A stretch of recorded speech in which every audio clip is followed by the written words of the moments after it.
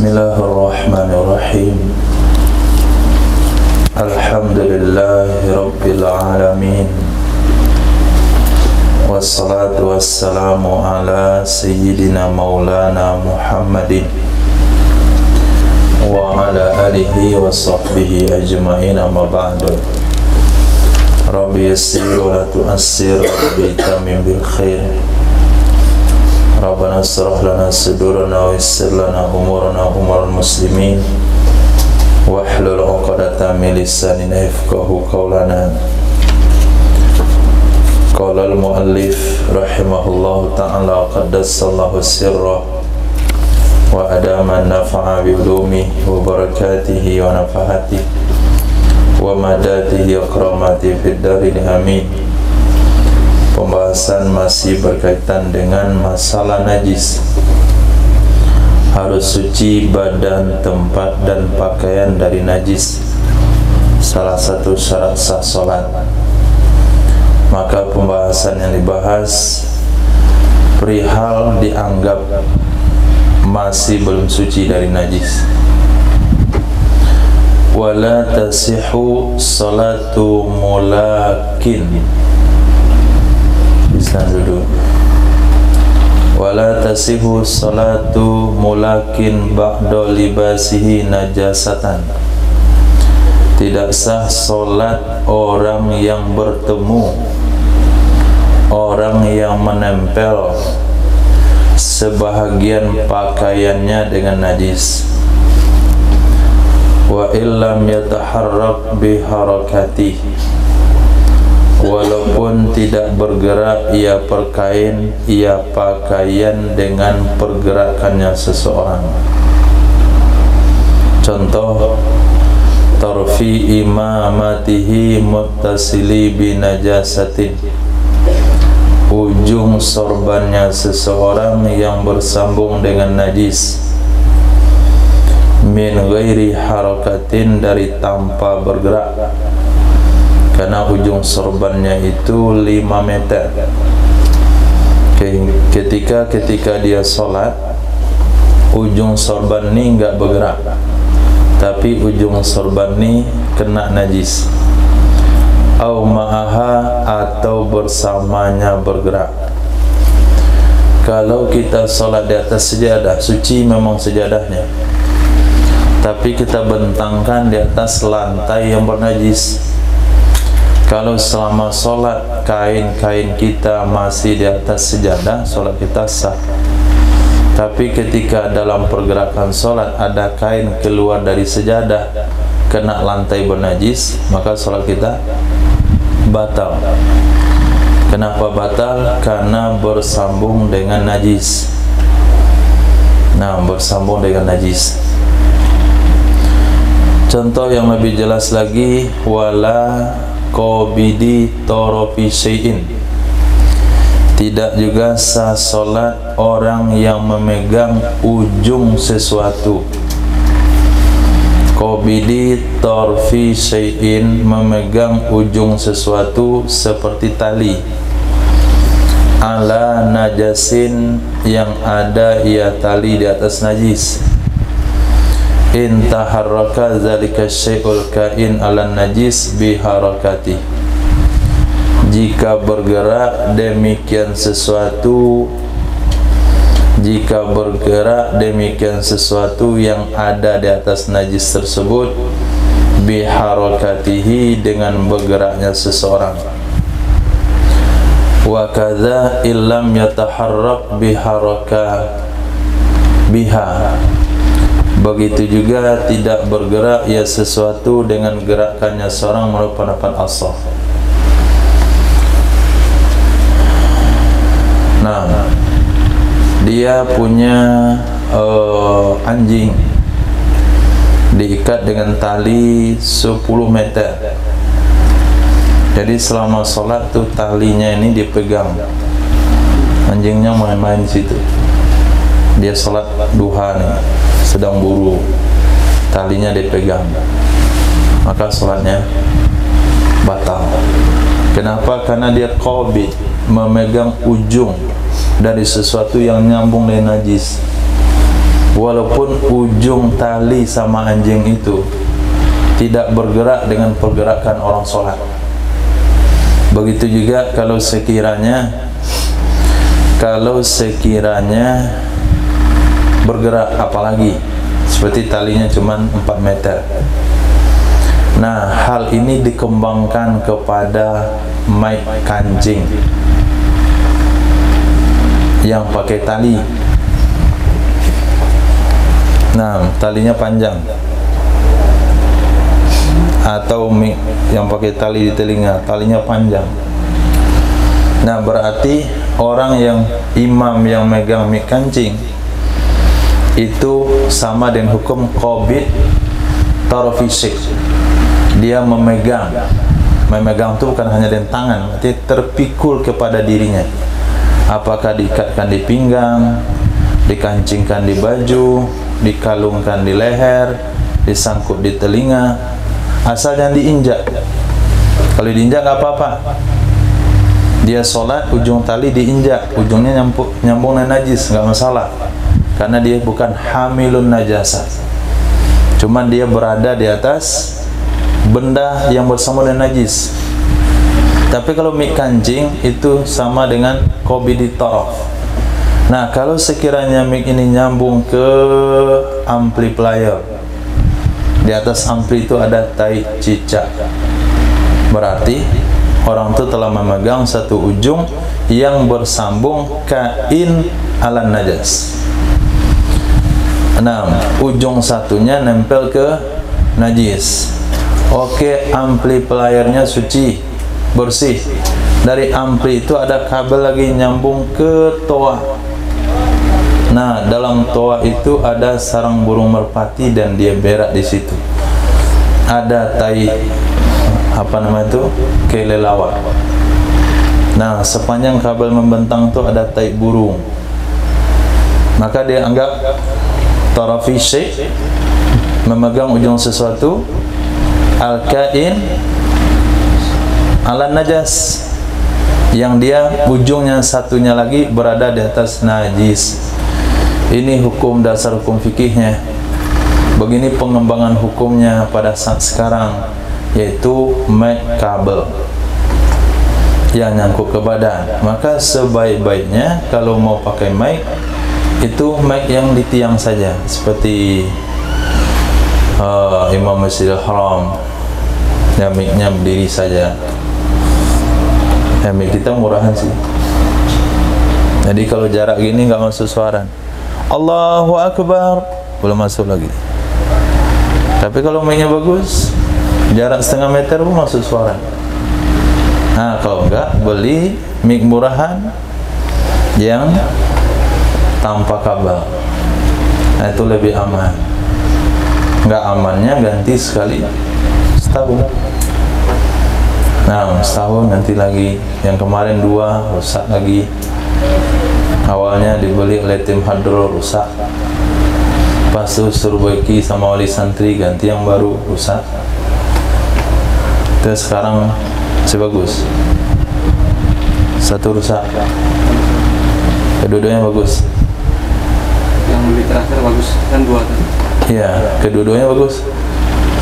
Nah, kedua-duanya bagus. Nah, tunggu saja masanya. Nah, tidak ada masalah. Yang penting sholatnya sah.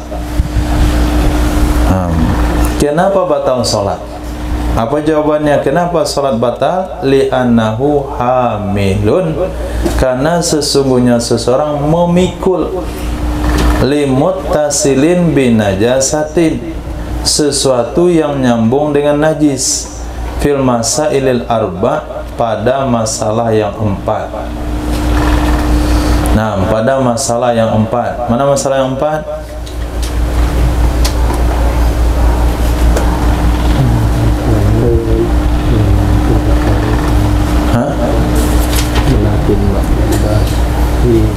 Mulakin ba'di libasihi najasatan. Di sana satu masalah dibagi 2 itu. Yataharrak aw lam yataharrak. Nah, itu ada 2 masalah. Masalah ketiga dan keempat, qabidi tarafi syai', ala najasin intaharrak wa kada illam yataharrak. Itu 4 masalah.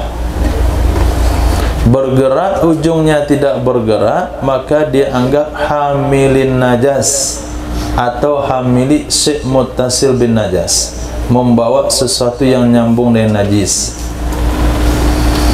Faka'anahu hamilun laha, maka seolah-olahnya seseorang itu telah memikul baginya najis. Nah, ini hanya contoh, dikembangkan kepada ketika kita sholat di samping anak-anak yang belum khitan.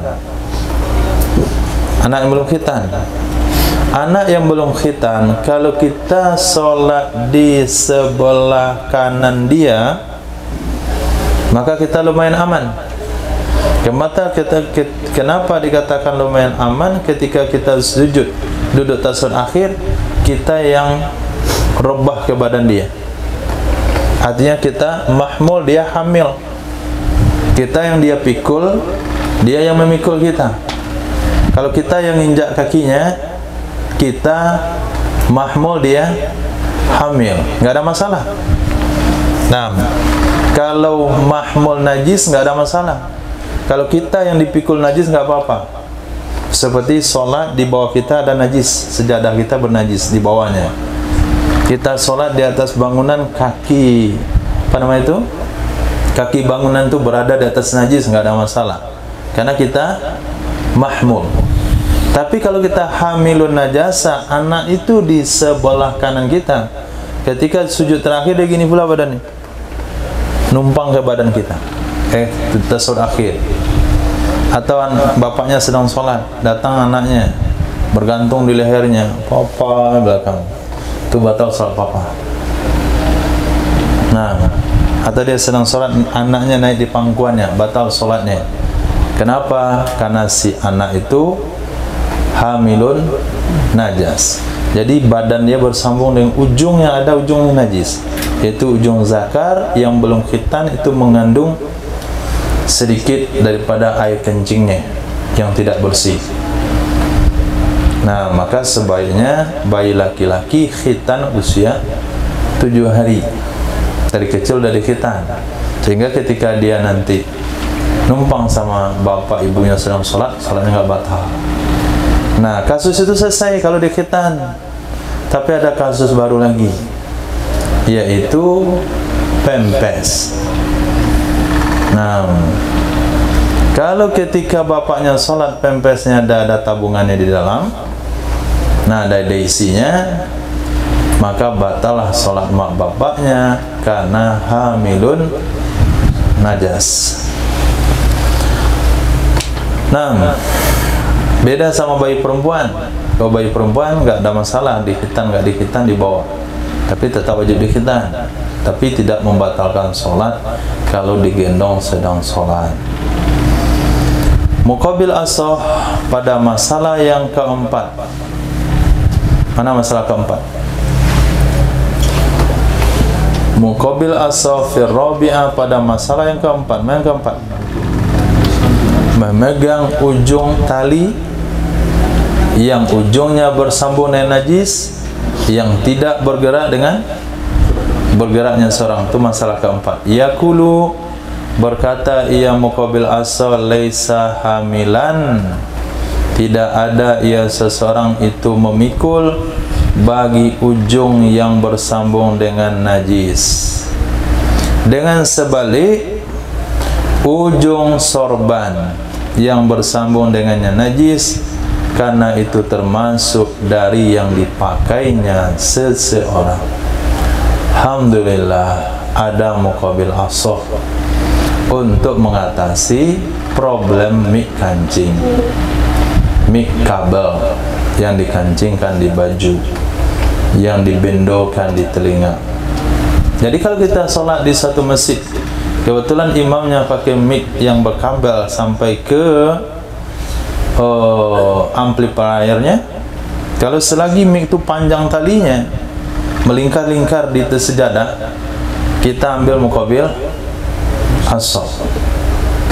Itu gunanya khilafiyah, lumayan aman. Kita tahu tuh amplinya banyak tainya, cecak jaring laba-laba itu najis. Jaring laba-laba itu najis karena dia keluar dari duburnya. Maka ulama katakan jaring laba-laba najis. Jadi kalau antum jalan-jalan nyangkut kepala di jaring laba-laba itu dicuci. Kalau ke bawah sholat jaring laba-laba batal sholat. Nah, ini mengkhawatirkan nih ketika khatib. Nah, tongkatnya itu banyak jaring laba-labanya, nggak dibersihin, dipegang oleh khatib ketika khutbah. Ini bisa batal khatibnya, khutbahnya. Kalau nggak dipegang, hilang sunnahnya. Dipegang, batal. Mana caranya? Hah? Caranya ya bawa tisu. Nah, ketika azan tuh khatib tuh lap dulu tongkatnya, bersihin. Apalagi yang khatib yang megang tongkat itu jarang, dia pakai pajangan saja. Kalau mau pajangan, ya kasih aja bendera di ujung, biar bagus sedikit. Nah, ini termasuk hamilun najas. Tapi karena mik kancing tadi, Masya Allah itu ada khilafiahnya, ini memudahkan kita. Kalau nggak ada khilafiah di sini, susah kita sholat. Rata-rata masjid pakai mik berkabel, dan tidak ada amplifier itu yang pernah dibersihin kalau nggak rusak. Pernah dibersihin tuh nih amplifier? Nggak. Bersihin di luar iya, tapi kan ada cecak masuk ke dalam mesin-mesinnya itu. Nah, jadi Muqabil As-Saf pada pendapat keempat mengatakan laisa hamil, orang kalau memegang satu ujung tali bersambung dengan yang lain yang tidak bergerak, dia tidak dianggap memegang ujung yang bersambung dengan najis. Tidak dianggap memikul bagi ujung yang bersambung dengan najis. Dengan sebalik ujung sorban. Ujung sorban walaupun panjang sekali ujung sorbannya bersambung dengan najis, walaupun ujung sorban itu tidak bergerak dengan pergerakannya, tetap dia dianggap hamilun. Kenapa? Li'annahu min malbusihi, karena itu termasuk dari yang dia pakai.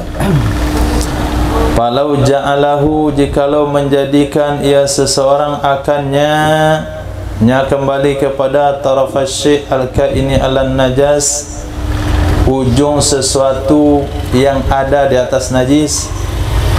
Ujung sesuatu yang ada di atas najis, maksudnya satu ujung yang ujung lainnya di najis. Di mana dia letakkan? Tahta rijlihi, di bawah kakinya. Sahhat salatuhu mutlaqan, sah salatnya seseorang secara mutlak. Apa maksud mutlak di sini? Sawaun taharraka biharakatihi aula, bersamaan bergerak ya ujung yang satunya dengan pergerakannya seseorang atau tidak. Kenapa salatnya sah? Li adamil hamli lahu, karena dia tidak memikul baginya najis. Karena najis berada, karena benda yang bersambung dengan najis itu ada di bawah kakinya. Berarti najisnya hamil, dianya mahmul. Nah, batal salat kalau dia hamil najil mahmul. Wala yaduru najasun yuhadhi sadrahu fi ruku' wa sujud ala sahih. Tidak mengapa najis yang sejajar, najis yang sejajar ia najis dengan dadanya seseorang di saat rukuknya seseorang dan sujudnya seseorang di atas pendapat sahih. Kenapa tidak mengganggu solat? Li adami mulaqatihi lahu, karena tidak tersambungnya seseorang baginya najis. Nah, kadang-kala ketika kita solat itu ada najis di sejadah kita, ada tercecak kering di sejadah kita. Ketika kita sujud, tercecak itu sejajar dengan dada, artinya di bawah kita, nggak nyentuh. Ketika kita rukuk, di bawah itu ada najis. Apa hukum salat? Sah. Kenapa sah? karena enggak nempel. Wasani, menurut pendapat yang kedua, yaqulu, berkata ia pendapat kedua, al-muhazi min makani sholati fatu'tabaru taharatuhu, sesuatu yang sejajar dari tempat solatnya seseorang maka harus diperhitungkan kesuciannya sesuatu. Al-muhaza, bukan muhazi, al-muhaza, sesuatu yang sejajar dari tempat solatnya seseorang maka diperhitungkan sucinya sesuatu. Jadi apa saja yang sejajar dengan pergerakannya, mulai daripada ujung tumitnya sampai ke ujung kepalanya. Nah, dia berdiri kan di atas sebuah tempat, mulai pada ujung tumit sampai di mana dia meletakkan kepala di tempat sujud, sejajar itu tuh harus bersih, nggak boleh ada najis. Maknanya pendapat kedua mengatakan kalau seseorang sholat, ruku, sujud, di bawah dadanya ada najis di tempat sujud, walaupun tidak nyentuh tapi sejajar dengan badan dia, maka sholat batal. Ini muqabil sahih. Titik. Walau wasala azmuhu linkisarihi wa ihtiyajihi ilal wasal binajasin minal azmi li faqdit tahiri as-salihi lil wasal fa ma'dzurun fi dzalik fatasihu salatu ma'ahu wa laysa alaihi naz'uhu idza wajadat tahir. Masuk kepada dunia medis, jikalau tersambung tulangnya seseorang, walau wasala azmuhu, jikalau tersambung tulangnya seseorang. Kenapa mesti tulangnya disambung? Lingkisarihi, karena patahnya tulang. Wahtiyajihi ilal wasli, perlunya seseorang kepada nyambung tulang. Dengan apa disambung tulangnya? Dengan najis dari tulang. Dengan najis dari tulang. Misalnya tulang rusa mati. Nah, li faqdit tahir. Kenapa dipakai tulang bernajis? Karena tidak ada tulang yang suci. Li faqdit tahir, karena tidak ada tulang yang suci, as-solihi lil wasal, yang cocok untuk menyambung. Kata dokter, tidak boleh dipakai tulang sapi, tidak boleh dipakai tulang kambing, harusnya hanya tulang kambing hutan. Nah, setelah diburu kambing hutan nggak dapat, yang ada cuman tulang dari bangkai kambing hutan. Terpaksalah dipakai tulang bangkai, yang notabene itu tulangnya najis. Tapi nggak ada yang lain, cuma itu yang cocok, itu yang pantas untuk menyambung tulangnya. Apa hukumnya? Pama'zurun, maka itu diberikan keringanan hukum, maka dianya seorang dapat keringanan hukum dalam hal demikian. Kalau dapat keringanan hukum, maka sah solatnya seseorang bersamanya tulang najis. Walaysa alaihi naz'uhu, tidak ada kewajiban di atasnya seseorang melepaskannya tulang najis apabila dia mendapatkan yang suci. Setelah disambungkan tulang najis itu ke tulang dia, kemudian beberapa bulan setelahnya ketemu tulang yang cocok dari bahan yang sama tapi hukumnya suci karena hewannya disembelih, maka yang sudah dipakai itu tidak wajib dibuka kembali dan diganti dengan yang suci. Kenapa? Karena dia berada di dalam. Nah, dia tidak wajib disucikan karena dia ada di dalam. Kalaulah wajib mensucikan ada yang di dalam, mana cara sholatnya? Nah, 2 jam sebelum sholat nggak boleh makan. Harus minum obat pencahar. Semua dikosongkan isi perut. Pencahar tahu? Obat biat mencret. Nah, dah makan pepaya nggak susah juga buang air besar. Makan manggis susah juga. Makan durian juga susah. Semua buah-buahan sudah dimakan. harus makan obat pencahar, itu salah satu pengobatan Nabi. Nah, itu memakan sunnah, apa dong kemarin bahasanya, sunnah. Nah, itu untuk mengosongkan perut, cuci perut. Fatasihu salatu ma'hu wa laysa alaihi naz'uhu idza wajad tahir, kama sebagaimana disebutkan dalam kitab Raudhah dan asalnya Raudhah. Wa qadiyatu ma fit tutimma, qadiyah artinya tuntutan, mafhum tuntutan pendapat yang ada dalam kitab Tutimma, annahu yajibu naz'uhu, sesungguhnya seseorang wajib melepaskannya tulang najis. Kalau dia dapat tulang yang suci dengan syarat in lam yakhaf minhu dararan, jika dia tidak khawatir darinya melepaskan akan doror. Nah, selama dokter bisa memberikan jaminan keamanan, konsul dulu sama dokter tulangnya.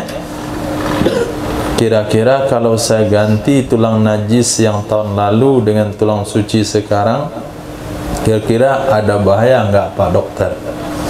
Kata Pak Dokter, enggak ada bahaya, yang ada cuman biaya. Nah, kalau dia punya biaya dan tidak ada doror, maka menurut pendapat dalam kitab Tutimah wajib ganti tulang tersebut. Tapi kalau enggak ada biaya, walaupun tak ada bahaya, maka tidak wajib. Wa illa, jika tidak apa? Wa illam yafkidut tahir, dan jika tidak mendapatkan, ia serang akan yang suci. Tadi kan jika dia tidak mendapatkan yang suci. Nah, sekarang tidak mendapatkan yang suci. Napi isbat. Kalau tidak mendapatkan yang suci, berarti dia ai wajadahu, artinya dia mendapatkannya yang suci. Wajaba alaihi, nisya wajib ia melepaskan di atasnya, nisya wajib di atasnya seseorang melepaskannya yang najis. Nisya wajib di atasnya seseorang melepaskannya yang najis. Pada saat pemasangan awal itu ada tulang suci, tapi dia milih tulang najis, maka pada saat itu dia wajib melepaskan tulang najis itu. Kenapa? Karena dari awal sudah ada yang suci, kenapa nggak mau kamu pakai? Dan ini juga Islam, syariat masih bertoleransi. Illam yakhaf dararan zahira, jika tidak khawatir ia seseorang dari melepaskannya tulang najis akan doror yang zahir. Apa itu doror yang zahir? Wahia, dan dianya doror zahir adalah mayubihut tayamuma, sesuatu yang membolehkan seseorang bertayamum. Doror yang membolehkan tayamum apa saja, Ihsan?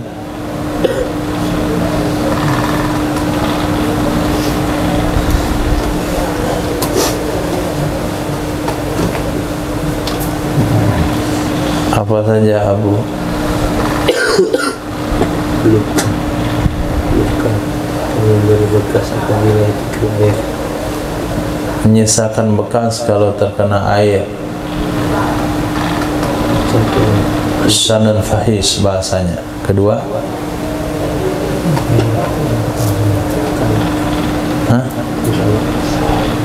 tengkalak, mati, talafun nafas. 3, lambat sembuh. 4,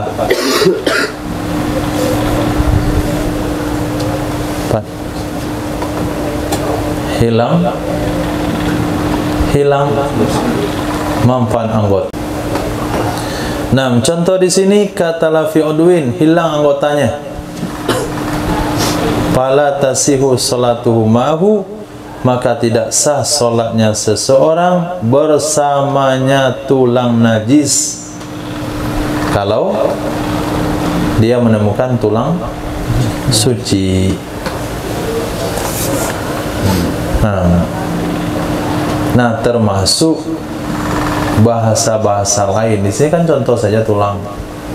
Termasuk yang lain-lain. Seperti ada cincin tuh jantung itu terbuat dari najis. Ada juga termasuk obat-obat najis. Nah, dia disuntik dengan vaksin terbuat dari vaksin babi. Termasuk dari najis. Apa hukum memasukkannya? Tulang, darah, cairan, obat-obatan, semuanya dari najis. Tapi kalau untuk darah mungkin tidak akan selamanya kekal dalam tubuh. Tapi untuk tulang ini pasti. Nah, maka enggak semua hukum bisa kita samakan dengan tulang ini. Berarti yang bisa disamakan hukum adalah penambahan sesuatu ke dalam tubuh yang dia tidak akan hilang secara fisik. Nah, ini kiasnya.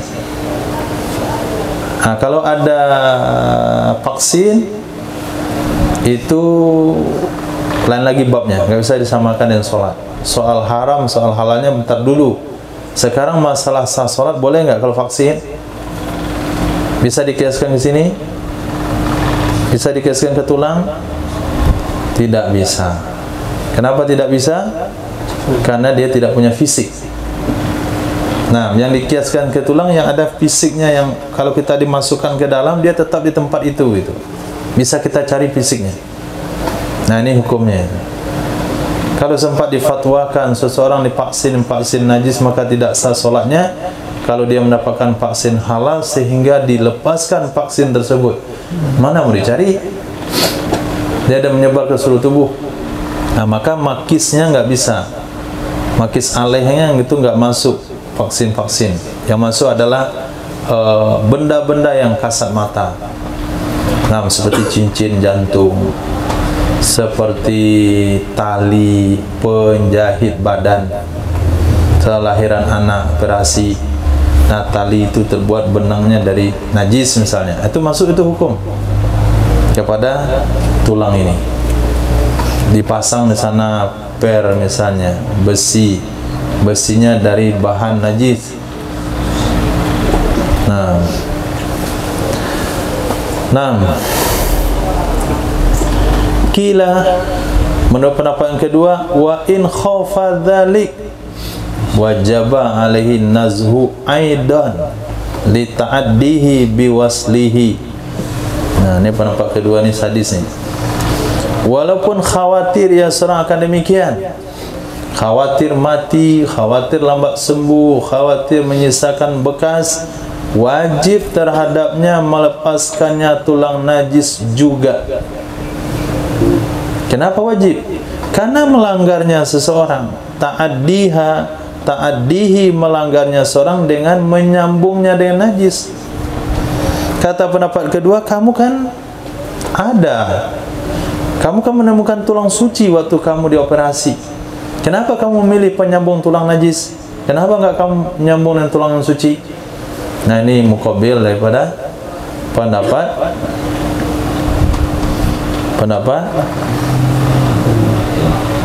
asah. Wal asahu, pendapat yang kuat adalah adamul wujub riayatan li khafid darar. Pendapat yang kuat tidak wajib mengganti tulang najis itu dengan tulang suci walaupun dia ceroboh di awal pemasangan demi menjaga kekhawatiran darar. Islam itu gunanya, datangnya Islam adalah untuk menyelamatkan nyawa. Maka tidak ada hukum hakam Islam untuk melenyapkan nyawa. Tidak ada hukum Islam melenyapkan nyawa. Islam datang untuk salamatin nafsi, salamatil irdi, wa salamatil mal. Melindungi jiwa, melindungi kehormatan, melindungi harta. Lalu kenapa ada hukum mati kepada pembunuh? Itu demi salamatil ruh. Karena kalau sekiranya tidak dibunuh, maka akan banyak pembunuh-pembunuh yang lain. Tapi ketika dibunuh, akan terhentilah rantai pembunuhan sampai di situ, karena dia takut dibunuh. Itulah makna firman Allah, walakum fil qisasi hayatu ya ulil albab. Lalu bagaimana dengan penzina muhsan? Dia kenapa harus dirajam sampai mati? Itu juga demi menjaga keselamatan kehormatan. Kalau tidak dirajam sampai mati, akan banyak keselamatan yang akan habis. Tapi kalau dirajam sampai mati, hanya dia saja yang mati, hanya korbannya saja yang tercemar kehormatannya. Itu namanya irtikabu akhafid dararain. Yang pada intinya hukum Islam itu menjaga keselamatan jiwa, sehingga ketika kita baca kitab fikih itu selalu dikaitkan boleh kalau ada doror. Dorornya apa? Takut mati, bertambah sakitnya, hilang manfaat anggota dan sebagainya. Yang walaupun awalnya itu kecerobohan dia sendiri, ada tulang yang suci untuk menyambung tulangnya yang patah, tetap dia pakai tulang dan najis. Afallahu ma qad salaf. Yang sudah berlalu dimaafin oleh Allah.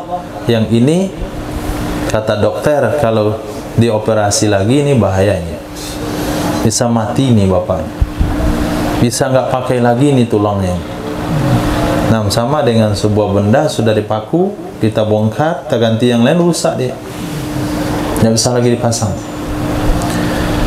Nah,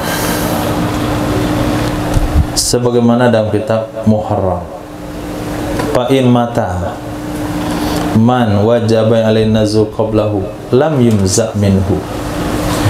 Maka jika meninggal orang-orang yang wajib di atasnya orang oleh mencopot,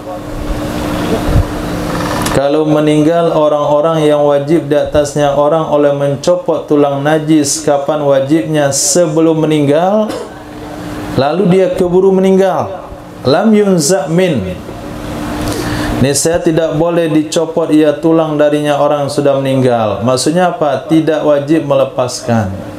Sebagaimana menurut pendapat, sebagaimana dalam kitab Muharrar, menurut pendapat yang sahih, kenapa tidak wajib dicopot? Karena tidak diperlukan kepadanya mencopot dengan hilangnya hukum taklif. Khair. Siapa yang wajib melepaskan tulang yang sudah dipasang? Siapa yang wajib melepaskan tulang najis yang sudah dipasang untuk penyambung tulang kakinya, organ tubuhnya? Seseorang yang di awal mula memasangkan penyambung tulangnya, dia menemukan tulang yang suci, lalu dia tetap memakai tulang najis. Kemudian informasi dokter kalau diganti nggak ada masalah, berarti dia wajib menggantinya. Nah, dia masuk dalam kategori man wajaba alaihin naz'u, orang yang wajib terhadapnya melepaskan tulang najis tersebut dengan dua syarat tadi.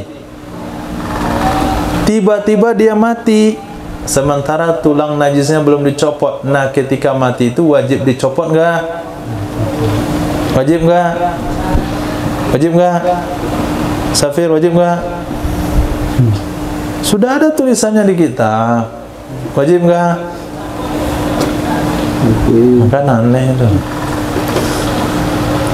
Wajib San? Tidak. Nah, ketika tanya Safir ulang tu bilang wajib.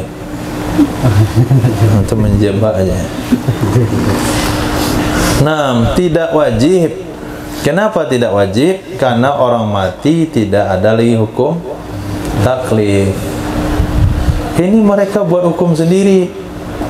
Apa hukum orang kampung? Kalau meninggal nggak boleh bawa barang duniawi. Nah, itu hukum dia buat.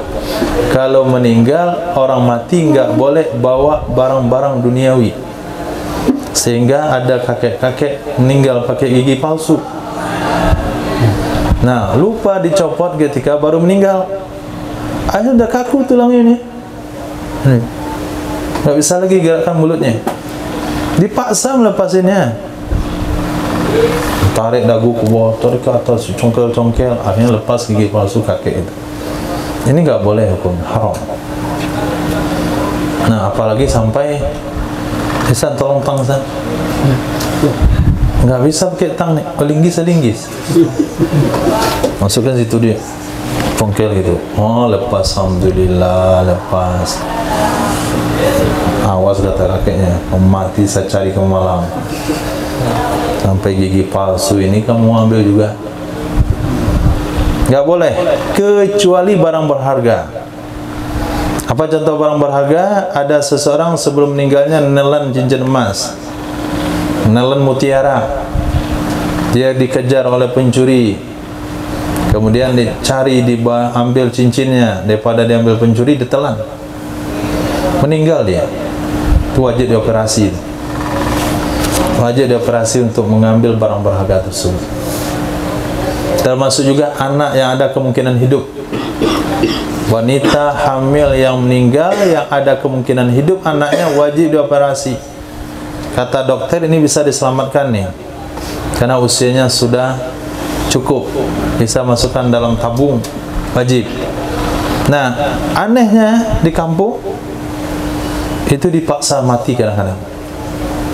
Taruh beras di perutnya. Itu pembunuhan. Nggak boleh. Nah, karena takut dia, nanti kalau lahir siapa yang ngurus? Maknya sudah meninggal, bapaknya nanti entah kemana pula. Kata neneknya, saya nggak mau tambah anak lagi, cukup sudah. Akhirnya sebahagian daerah nih, bukan sebagian daerah, sebagian keluarga itu memaksakan anak itu mati dalam perut ibunya. Ini hukumnya haram. Wajib mengoperasi bayi yang hidup dalam kandungan mayit. Wajib mengoperasi perut mayat yang menyimpan barang berharga. Bahkan kalau terkubur barang berharga dalam kuburan, wajib dibongkar barang berharga. Kalau gigi palsu itu nggak berharga, nggak ada yang bisa dijual lagi itu. Memang gigi palsu itu mahal, tapi kalau sudah dipakai nggak bisa dijual. Nah, dan tidak cocok untuk cucunya. Gigi kakek saya nih, mudah-mudahan bisa saya cocok nanti. Enggak cocok juga. Maka jangan sampai merusak kehormatan mayit demi melepaskan gigi palsunya. Tapi kalau bisa dilepaskan sebelum kaku mulutnya, itu lebih baik. Nah, itu lebih baik. Nah, beranjak kepada masalah tadi, orang-orang yang wajib melepaskan tulang najis yang sudah kepakai menyambung tulangnya ketika keburu meninggal sementara belum dilepas, menurut pendapat yang kuat tidak boleh dilepaskan, tidak boleh dilakukan operasi karena menjaga kehormatan mayat satu, yang kedua karena mayit itu sudah tidak mukallaf. Wasani, menurut pendapat yang kedua, yajibun naz'u, wajib melepaskannya, li'alla yalqallaha ta'ala hamilan li najasatin ta'adda bihamliha.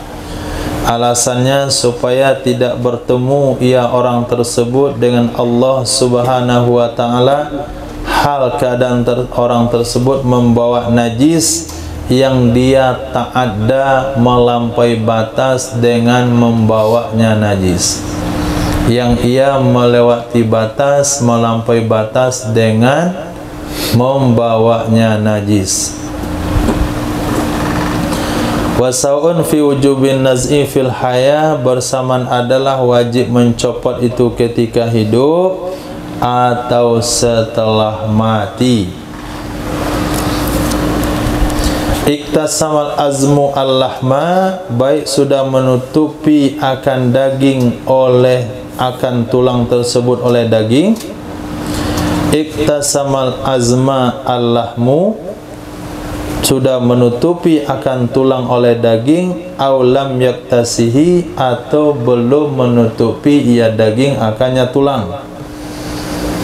Ini pendapat yang kedua, memang tegas pendapatnya. Nah, kalau wajib dilepaskan ketika hidup, ketika mati juga wajib dilepaskan. Tidak peduli apakah tulang najis itu sudah dibalut oleh daging atau belum dibalut. Nah, kalau sudah dibalut daging itu masalah itu. Nah, perlu sudah dioperasi kemudian diiris lagi itu dagingnya, dilepasin lagi, kayak antum ngiris daging kambing. Nah, lepaskan tulangnya, pasang lagi. Watur kemarin operasi, urut saja, sudah nyatu.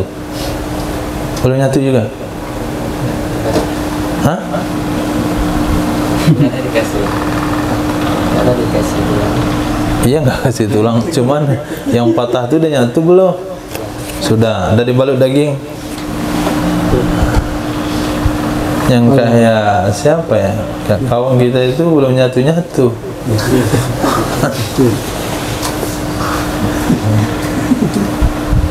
Kalau belum nyatu susah dibalut daging. Nah, nanti dagingnya itu kalau sudah patah kemudian disatukan lagi, satu-satu dia daging itu pelan-pelan dia menyatu sehingga kokoh. Nah, menurut pendapat yang kedua ini, satu tidak menyatu, dibalut daging, nggak dibalut daging, wajib dilepasin. Tulang najis ganti dengan suci. Sadis itu. Pendapat ketiga lumayan toleransi, iniktasahu la yajuz naz'u. Jika telah membalut ia daging akannya tulang, niscaya tidak wajib melepaskannya. Khair. Titik. Wa yu'fa an mahali istijmarihi, dimaafin dari tempat istijmarnya seseorang. Apa itu istijmar? Hah? Istinja dengan batu. Ketika istinja dengan batu, apakah bersih 100% Safia? Hah? Bersih 100%? Enggak. Dan pernah nyoba? Nah, kalau enggak bersih 100% kan ada bekas-bekasnya di situ tuh. Nah, bekas-bekas emas-emasnya atau sisa-sisanya itu dimaafin pada sholatnya seseorang, rukhsatan kana rukhsah. Nah, rukhsatan kana rukhsah, karena diberikan keringanan hukum. Termasuk kata ulama, kalau dia sholat dalam kondisi panas terik, lalu keringatan dan bekas istijmar itu berkeringat, lalu airnya ngalir ke kaki, maka yang ke kaki itu juga dimaafin dengan kaidah usul yang berbunyi, setiap yang lahir dari yang dimaafin maka dia dimaafin. Nah, ridho bisyai, ridho bima yatawalladu min. Karena syariat sudah ridho dengan hukum istinja dengan batu, yang konsekuensinya adalah tidak membersihkan tuntas, kemudian akan berakibat kepada mengalirnya keringat dan mengalir ke paha dan ke kaki, maka itu semuanya dimaafkan karena dia lahir dari yang dimaafin. Kalau syariat sudah ridho dengan sesuatu, akan ridho dengan konsekuensi setelahnya. Begitu kaidah usul. Walau hamala mustajmiran fi shalah batalat fil as-sahih. Jikalau menggendong ia seseorang, memikul ia seseorang akan orang yang istinja dengan batu di dalam ibadah solat, niscaya batal ia solat menurut pendapat as-sahih.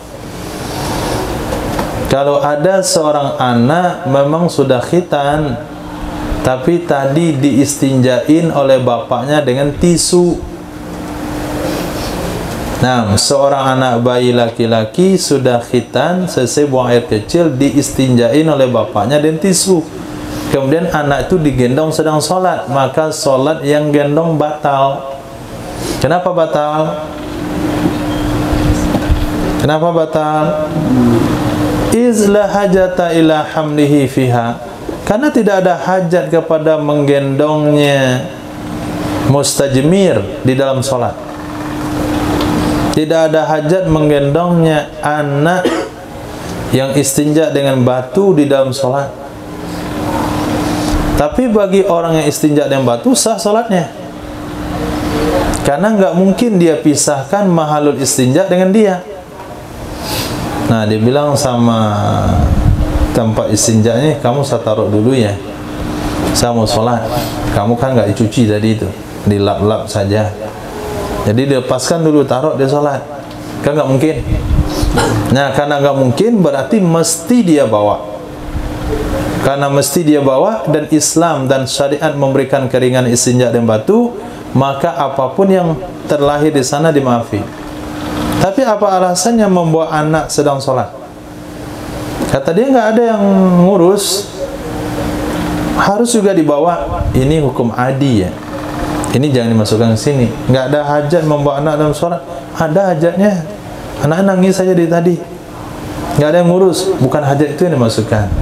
Hajat dalam artian bisa ditinggalkan anak yang istinja dengan batu itu dari si musolli. Itu mana hajat. Bukan hajat nggak diperlukan. Wathani, menurut pendapat yang kedua, la tabtulu, nggak batal. Bawa saja anak yang istinja dengan batu dan tisu itu sedang sholat, nggak batal sholatnya. Alasannya karena dimaafkan dari tempat istijmar. Kalau dimaafin bagi anak tersebut, juga dimaafin bagi orang yang menggendong anak tersebut. Ini pendapat yang kedua. Nah, ini pertanyaan kemarin. Nah, watinus syari'il mutayaqqan najasatu yu'fa anhu. Tanah jalan. Tinus syari', tanah jalan yang diyakini bernajisnya tanah. Kita yakin itu bernajis karena itu tempat lalu lalang kambing, kucing, anjing. Nah, yu'fa anhu, dimaafin darinya tanah. Berapa dimaafin atau apa yang dimaafkan? Amma yata'azzarul ihtirazu min, dari perkara-perkara yang sulit menghindari darinya tanah pada kebiasaan.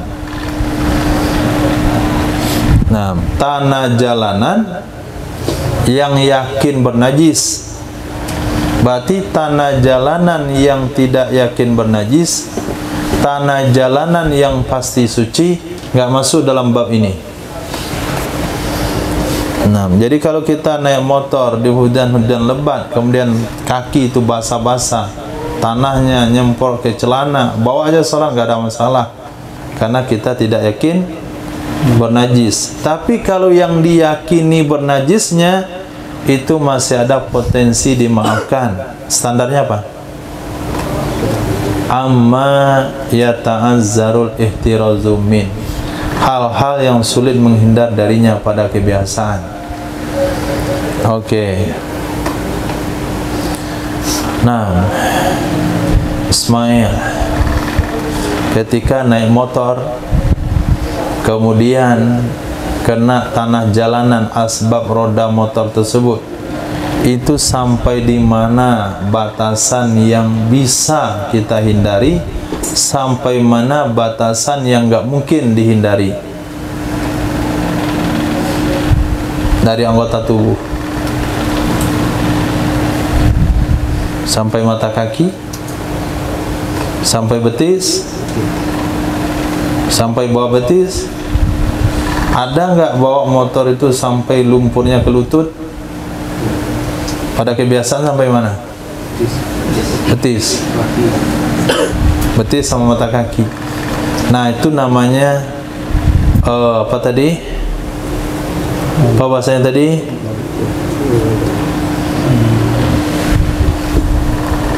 Kenapa hilang lagi kitabnya?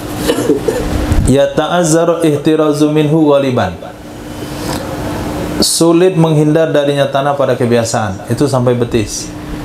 Nah, kalau ada tanah jalanan itu sampai ke lutut, nah yang di lutut nggak dimaafin. Sampai ke kepala, yang di kepala nggak dimaafin. Karena yang dimaafin cuman di batas yang nggak mungkin dihindari. Nah, wa yakhtalifu bil waqti, berbeda ia batasan dengan berbedanya waktu. Berbeda ia batasan dengan berbedanya waktu. Kata waktu hujan, waktu becek itu mungkin batasannya sampai ke lutut, sampai ke atas betis. Tapi waktu kemarau itu mungkin sampai ke tumit. Nah, waktu kemarau mungkin sampai ke tumit dimaafin. Karena jarang waktu kemarau ada orang debuan sampai ke betis. Nah, tumit berdebu ketika naik motor itu mungkin. Tumit berdebu ketika jalan kaki itu mungkin wajar. Tapi kalau sampai berdebu sampai ke betis waktu kemarau itu enggak. Berarti ketika hujan batasnya ke betis, ketika kemarau sampai ke mata kaki. Itu maknanya yakhtalifu bil waqat. Juga berbeda dengan tempatnya dari pakaian dan badan. Berbeda tempatnya dari pakaian dan badan. Kalau yang kena itu kaki celana dimaafin. Tapi kalau kenanya itu ujung baju enggak dimaafin. Kalau yang kenanya itu adalah ujung selendang, nggak jelas yang bawa selendang waktu naik motor, ujungnya terjuntai-juntai ke bawah, kena najis, ini nggak dimaafin nih, nggak boleh bawa sholat. Tapi kalau celana boleh. Kenapa? Karena celana memang nggak bisa diangkat lagi, di situ letaknya. Tapi kalau pecinya kena lumpur, nggak dimaafin. Jilbab wanita kena lumpur, nggak dimaafin. Tapi dia jilbabnya dibiarin aja terulur ke bawah, kena tanah jalanan, maka tidak dimaafin. Jadi berbeda pakaiannya, berbeda badan yang kena, berbeda waktunya, ini akan mempengaruhi hukum. Fayu'fa fi zamani syifa fi zamani syita amma la yu'fa anhu fi zamani saif. Maka dimaafkan pada musim dingin, maka dimaafkan pada waktu dingin, dari sesuatu yang tidak dimaafkan darinya pada musim panas. Wa yu'fa fi dhail wa rijil, dimaafkan pada ujung baju yang di bawah, dimaafkan pada kaki. Amma la yu'fa minhu, dari hal-hal yang tidak dimaafkan darinya pada kum, lengan baju dan tangan. Kalau ujung baju kena najis tanah jalanan oke. Tapi kalau lengan baju nggak mungkin, nggak biasa orang lengan bajunya kena. Tapi itu kan gara-gara itu yang punya mobil ngebut. Nah, akhirnya ini muncrat kepada yang mengendara motor, kena lengannya. Lalu dia sholat saja dan tangan basah itu. Kata dia kan nggak saya yang salah, dia yang salah. Nah, nggak bisa masuk salah situ. Tetap kamu yang dituntut di akhirat kelak. Wa ma la yata'azzarul ihtirazu anhu ghaliban la yufa'an. Apa saja yang tidak sulit menghindar darinya, apa saja yang tidak sulit menghindar darinya pada kebiasaan, itu tidak dimaafkan darinya. Jadi musimnya musim panas. Memang di jalan tu ada lubang-lubangnya. Di lubang-lubang tu ada air-air najis. Tapi tidaklah semua jalan tu berlubang-lubang. Bisa dicari jalan yang tak berlubang. Sekarang dia sengaja menginjak jalan berlubang lalu terkena najis. Maka najis dari jalan itu tidak dimaafin. Kenapa? Karena bisa menghindar. Tapi dia nggak mau menghindar, lurus saja bawa motornya. maka tidak dimaafkan. Itu mana ma la yata'azzarul ihtiraz, sesuatu yang kamu anggap, sesuatu yang kamu menduga bernajisnya sesuatu karena dominannya najis, fihi, padanya sesuatu tersebut ada dua kaul asal. Yang kita bicara tadi, tanah jalanan yang diyakini bernajis. Bagaimana kira-kira tanah-tanah jalanan yang kita mengira dia bernajis? Nggak yakin sih, tapi menurut dugaan bernajis. Kenapa kamu menduganya bernajis? Bukan karena was-was, karena memang dominan najis di situ. Kita lewat di jalan masyarakat, hujan lebat, tanah berlumpur. Kita tahu masyarakat itu kiri kanan punya anjing. Itu makna tazunnu ghalabatiha, li ghalabatiha. Kamu mengira bernajis karena dominan aja najis itu. Apa hukumnya? Apa hukumnya? Hah? Kaulal asli, dua kaul asal. Apa maksud dua kaul asal? Al aslu. Al aslu apa? Al aslu taharah. Wallahir azharuhuma taharatuhu amalan bil asli. Hukum zahir adalah suci, maaf, pendapat yang zahir, azharuhuma, yang paling kuat dari dua kaul tersebut adalah taharatuhu, sucinya tanah tersebut karena mengamalkan dengan hukum asal. Al aslu at-tahara, hukum asal suci. Apa hukum asal tanah? Suci, ya sudah. Jadi nggak usah pusing-pusing. Nah, ini kalau kita baru belajar najis dan kitab Fathul Qorib, oh itu ribet urusannya kalau naik motor, ribet urusannya kalau jalan. Nah, karena tanah cuci, saya kena was-was itu hampir 2 tahun kayaknya. Nah, asal pergi tempat kenduri, nah ada hidangan yang dimakan. Nah, saya makan tuh tangan saya cuci, itu nggak pernah megang lain tuh sampai ke pondok, melainkan cuci lagi. Mikirnya apa? Ini air kobokan ini air suci nggak nih? Itu satu. Yang kedua, nih ayam nih dicuci dengan air ngalir nggak nih? Jadi sehingga makan di mana saja, di kedai kah, di rumah makan, di tempat orang baralek, itu nganggap tuh semuanya najis. Nah, cuman makan juga. Nah, lepas itu baru nanti cuci dengan air mengalir. Oh, susah kalau kena was-was. Pulang hari hujan tuh udah risau.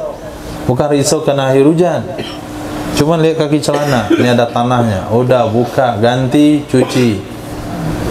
Tapi kalau sudah sempurna belajar fikihnya, sudah sampai pada tahap mahali, itu lumayan aman, sudah ada kejelasan hukum. Jadi sesuatu yang kita anggap najis karena dominan banyak najis di situ, pendapat yang kuat adalah hukum asal suci, selesai. Wa malam yuzannu najasatuhu, apa saja yang tidak dikira bernajisnya, sesuatu yang tidak diduga bernajisnya, la ba'sa bih, enggak mengapa dengannya. Nah, cuman orang-orang yang tidak peduli dengan kesucian, dia mengira semuanya enggak bernajis. Itu anehnya. Ini kelewat batas ini. Kenapa kamu jalan di atas tanah saja langsung masuk masjid? Ini kan suci tanahnya, sangat suci semuanya. Keluar di WC dia nggak suci juga. Berjalan di selokan nggak suci juga. Semuanya serba dan nggak suci. Itu zon yang salah juga. Kenapa kita tidak menduganya bernajis? Karena kita lihat nggak ada ciri-ciri najis di sana. Maka diingatkan juga kepada kawan-kawan kita bagian ibadah. Kemarin ada anak-anak pakai sendal, nginjak itu karet, kakinya kering, karetnya kering, tapi kasih batas juga karena keinjak sendal. Asal keinjak sendal najis, itu keputusan tim ibadah. Padahal kan nggak semuanya asal diinjak sendal najis. Ini dari mana nih anak ini nih? Ini dari luar dia jalan, bukan dari WC, lain hanya dari WC. Nah, kakinya juga kering, hari juga kemarau, tapi dilihat ada sendal karpet, langsung kasih batas. Nah, itu bagus sih tim ibadahnya, cuman kelewatan. Nah, terlalu fatur tuh, enggak kan? Nah, jadi yang kita anggap najis itu yang dikira-kira bernajis saja. Ini orangnya turun dari motor, udah jauh dia jalan tuh kering tuh kaki sendal anaknya, jalan juga sedang kemarau, naik karpet juga kering, keinjak dikit saja, nampak oleh tim ibadah, langsung pasang meja, najis, gitu.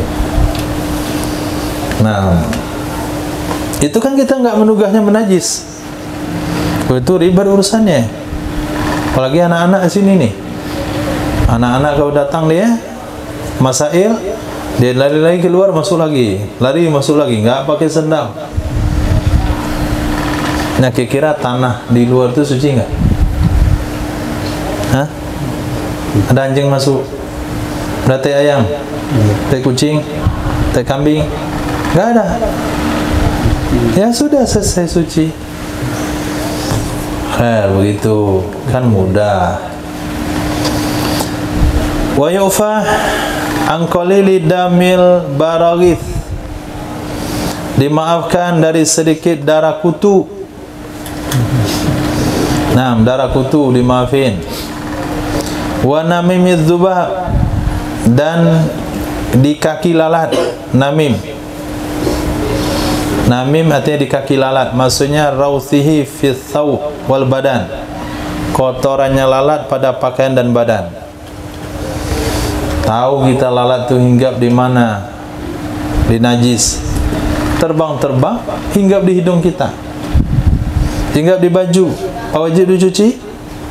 Tidak, karena saking kecilnya najis yang nempel di kaki lalat itu. Walaupun kita tahu dia baru saja hinggap di najis basah, nggak ada masalah, dimaafin. Kecuali 1000 lalat. Nah, hinggap di baju kita itu memang banyak. Wal asahu, pendapat yang kuat, la yu'fa an kathirihi, tidak dimaafin dari banyaknya darah karena banyaknya. Nah, kalau kutunya banyak sekali darahnya, emang nggak dimaafin. Sampai merah peci dia, buka peci dia merah. Kenapa merah tuh? Itu kutu saya mati itu. Itu nggak dimaafin. Wala an qalilin min, tidak juga dimaafkan dari yang sedikit darinya kotoran di kaki lalat atau darah kutu, intasara bi'arkin, yang tersebar ia dengan keringat, yang tersebar dengan keringat. Lalat itu hinggap di bagian tengkuknya, ada bekas najis di situ, kemudian dia keringatan, kemudian air keringatnya ngalir membawa najis itu ke punggungnya. Itu nggak dimaafin itu. Nah, intasara bi'arkin li mujawazatihi mahallahu, karena melewatinya najis akan tempatnya najis. Tadi ada bahasa sedikit sama banyak. Bagaimana kita menentukan ni banyak ni dikit? Wa tu'raful kasratu wa qillatu, bisa diketahui banyak dan sedikit dengan adat. Nah, itu tergantung pada kebiasaan. Kita bertanya kepada orang yang di setempat. Ini dianggap banyak atau sedikit? Kita bertanya kepada kawan-kawan yang mengenal hukum tersebut. Ini dianggap sedikit atau banyak? Wa takhtalifu bi ikhtilafil awqat. Berbeda ia standar, berbeda ia kadar dikit dan banyak dengan berbedanya waktu dan berbedanya tempat. Dengan berbedanya waktu dan berbedanya tempat. Katakanlah kita tinggal di sini, kemudian dihinggapi lalat yang nginjak najis. Itu berapa ekor dianggap sedikit? Kalau tinggalnya di sini, dari tadi dah lihat lalat. Sudah. Astagfirullah, kapan antum terakhir lihat lalat hinggap di atas najis? Nggak ada di sini kan? Ya. Hinggap di tong sampah yang bernajis. Kemudian dia terbang-terbang hinggap di baju. Pernah kejadian? Nggak ada. Oke, berarti kalau di sini tinggalnya 1 ekor pun dianggap sedikit. 2 ekor lumayan sedikit. 3 ekor sudah banyak itu. Tapi kalau dia tinggal di satu tempat pinggiran, di sana tempatnya kotor dan sebagainya, banyak lalat di situ. Itu kalau hinggap dia 5 ekor itu masih sedikit tuh. Nah, hinggap di baju dia lalat basah, lalat yang baru nempel di najis basah, 5 ekor di tempat yang seperti itu sedikit. Kalau di sini sudah banyak. Itu maknanya berbeda sedikit banyak dengan berbedanya tempat dan juga dengan berbedanya waktu. Nah, ada waktu banyak lalat, ada waktu dikit lalat. Kapan waktu banyak lalat? Hah? Ketika si peternak ayam sudah bongkar kandang. Nah, itu musim banyak lalat. Ayam potong. Itu kalau sudah bongkar kandangnya, ayamnya sudah dijual, itu lalatnya pergi ke desa-desa, ke rumah-rumah. Kemudian ketika ayam dah masuk lagi, ayam dah banyak lagi, jadi lalat tarik diri dia ke pusat. Nah, ketika bongkar kandang, 3 ekor lalat atau 5 ekor masih sedikit. Tapi ketika musim lalatnya dikit, 1 ekor, 2 ekor itu sedikit, 3 ekor, 4 ekor sudah banyak.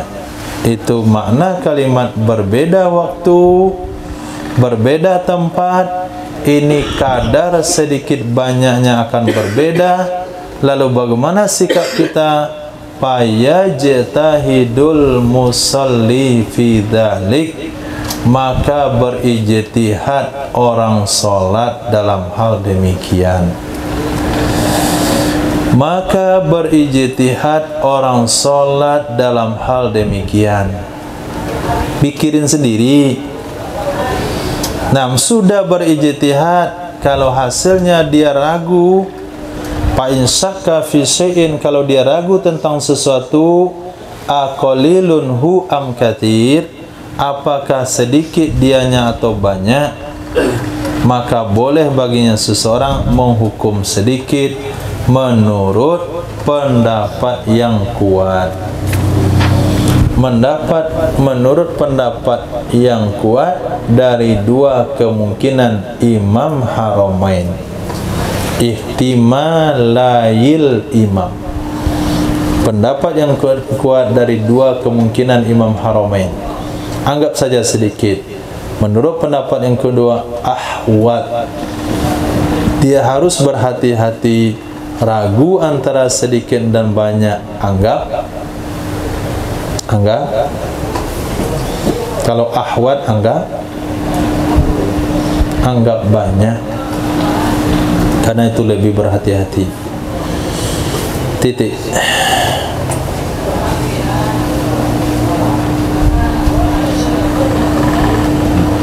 Sedikit lagi. Qultu al-asahu indal muhaqqiqin, pendapat yang kuat menurut ulama muhakkik itu dimaafkan mutlak, wallahu a'lam. Nah, itu kan enak tuh, capek mikirnya. Najis yang ada di kaki lalat, darah dari kutu, mau sedikit, mau banyak, musim dikit, maafin semuanya. Wallahu a'lam. Kenapa dimaafin? Li umumil balwa bidzalik, karena umum cobaan dengan demikian. Masa juga kita ngukum ngatur terbangnya lalat? Susah sekali. Lalat yang enggak kok sama saya. Nanti saya bernajis. Gak mungkin. Itu faktor yang kita tidak mungkin mengelak. Dan semua orang merata kena dihinggapi lalat. Nah, wallahu a'lam. Ya, silakan. Jadi yang kayak jalan yang jelas. Jadi kalau kita tahu kita pasti nanti kita lewat di sini kan, ada banyak anjing kan. Iya. Kalau kayak hujan becek kan, itu airnya yang jalan tuh sampai ke air nanti najis itu. Karena kita tahu. Jalan dari mana yang dianggap najis? Kan kita jalan di aspal. Pernah lihat anjing jalan di aspal? Sering. Oh, sering. Jalan tuh. Ya, dia jalan musim panas atau musim dingin, musim hujan. Nah, oke. Memang banyak anjing yang jalan-jalan di aspal, tapi rata-rata dia jalan musim panas. Mananya kakinya kering, jalanan juga kering. Berarti kalau demikian kita masuk menzon tidak bernajis. Karena jarang kita temukan ada orang bawa anjing ketika hujan-hujan. Rata-rata mereka bawa anjingnya ketika musim kering. Berarti aman. Nah, tapi yang dianggap zon banyak najis itu adalah musim hujan, itu anjing berkeliaran. Nah, ini yang masuk umum balwa. Khair. Nanti kalau itu tetap nggak masalah saja. Tetap nggak masalah. Itu zon kita itu mengatakan suci. Dan ada nggak air selokan najis yang ngalir ke jalan? Air dari selokan yang sumbernya najis yang melimpah ke jalan? Nggak ada rasanya ya? Nah, berarti murni yang ngalir di jalan itu air hujan, bukan luahan daripada air najis.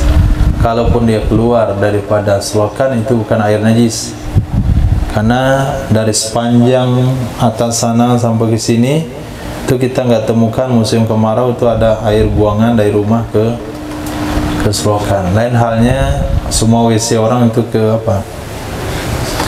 Ke selokan. Atau lain babnya. Bismillahirrahmanirrahim.